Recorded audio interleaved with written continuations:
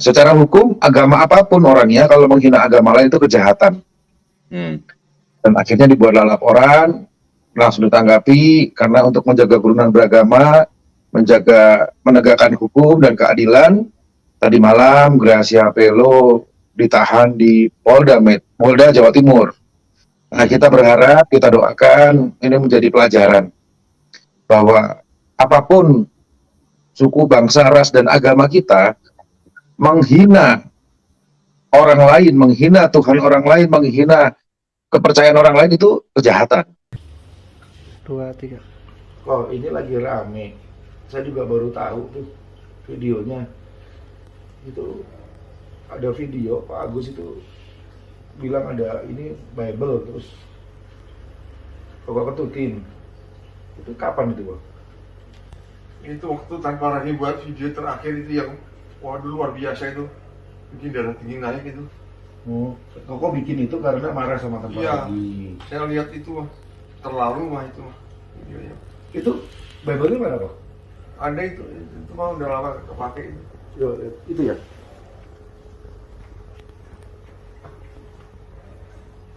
Ini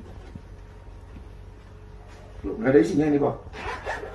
Iya, memang lama gak kepake. Oh, covernya doang. Ini ya bentuknya ya. Ini covernya doang ternyata. Nggak ada Bible di situ. Kita udah nggak baca Bible kan, udah masuk Islam. Coba, mana nih yang kemarin ngomongin soal lakum dinukum waliyadin? Bisa komentar nggak tentang ini? Baca dulu nih. Warga Cilebut Bogor beragama Kristen diduga dilarang merayakan ibadah Natal di rumah sendiri. Nih, kejadiannya di sini nih, di Kampung Batu Gede nih. Coba lihat. Nih, baca ya. Saling bantah sesama warga Cilebut tidak terhindarkan. Warga yang beragama Kristen merasa tidak diberikan fasilitas oleh kepala desa untuk beribadah. Sementara warga lainnya merasa keberatan. Rumah dijadikan tempat ibadah perayaan Natal. Malu gue. Kirain orang-orang kayak gini tuh udah musnah. Kirain pemikiran-pemikiran kayak gini tuh udah nggak ada. Kalau kamu memang paham tentang lakum dinukum waliyadin, kamu pasti tidak akan setuju dengan tindakan seperti ini.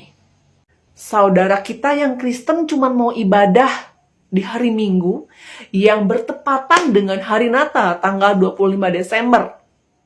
Kasian, langsung ditegur, langsung diusir, dipermasalahkan. Padahal ibadahnya cuma 4 jam. Nah, ini aku nggak tahu ini siapa, yang jelas ada di situ, ada di kejadian itu. Dan beliau bilang, orang Kristen itu kan ibadahnya harus di gereja, ya kan? Kalau nggak di gereja kan nggak sah. Dia bilang begitu. Bapak, punten ya. Yang tahu sah atau tidaknya ibadah seseorang, ya umat tertentu, itu hanya dia dengan Tuhannya. Sama seperti kita. Yang menentukan sah atau tidaknya kita beribadah, sholat sekalipun gitu ya, itu cuma Allah, Pak. Cuma Tuhan kita. Jadi sebaiknya kita jangan sotoy soal sah atau enggaknya. Bayangin kalau misalnya posisinya itu dibalik. Islam jadi minoritas, kita nih minoritas, dan tinggal di tempat mereka yang mayoritas Kristen, misalnya. Ingat, kita banyak loh ibadah yang dilakukan di rumah. Perempuan kalau sholat gak wajib ke masjid, bisa di rumah. Orang sakit, orang tua yang sudah jompo, janda-janda yang sedang dalam masa idah, tahlilan, syukuran, akikahan, maulid Nabi, baca Quran juga di rumah. Kalau kita dilarang sama mereka ibadah di rumah, gimana? Enak gak rasanya? Jelas enggak enak kan? Kalau mereka tidak ada maksud lain selain hanya ibadah, kenapa kita harus ganggu? Toh kalaupun kita diganggu juga kita nggak mau kan? Ayo generasi millennials, Gen Z dan yang lainnya, yuk kita berhentikan sikap intoleransi tersebut. Ya, di kita, berhenti di kita aja. Tumbuhkan toleransi. Lakum dinukum waliyadin. Assalamualaikum warahmatullahi wabarakatuh. Terjadi sebuah insiden tindakan intimidasi upaya pembubaran yang dilakukan oleh sekelompok orang terhadap orang-orang yang sedang merayakan Natal. Kronologisnya adalah perayaan Natalnya dilaksanakan di rumah orang yang merayakan tersebut. Namun ada beberapa warga yang tidak terima dan berusaha membubarkan. Walaupun pihak kepolisian melalui Pak Kapolres sudah mengklarifikasi bahwa ibadah Natalnya berjalan lancar dan dikawal sampai selesai. Tapi bukan itu poinnya. Yang mau saya tekankan berarti terbukti, berarti nyata bahwa di Kabupaten Bogor angka intoleransi masih sangat tinggi. Kenapa? Karena di video, nanti saya upload videonya, si bapak-bapak yang ikut dalam upaya pembubaran ibadah Natal di rumah seorang tersebut, itu mengatakan bahwasanya ibadah yang sahnya orang Kristen ya di gereja. Kalau nggak di gereja berarti nggak sah. Pertanyaan saya, sejak kapan Islam ini mempelajari sah dan tidak sahnya ibadah orang yang memiliki agama lain di luar Islam? Ini sudah bentuk daripada pelencengan terhadap nilai-nilai keislaman itu sendiri.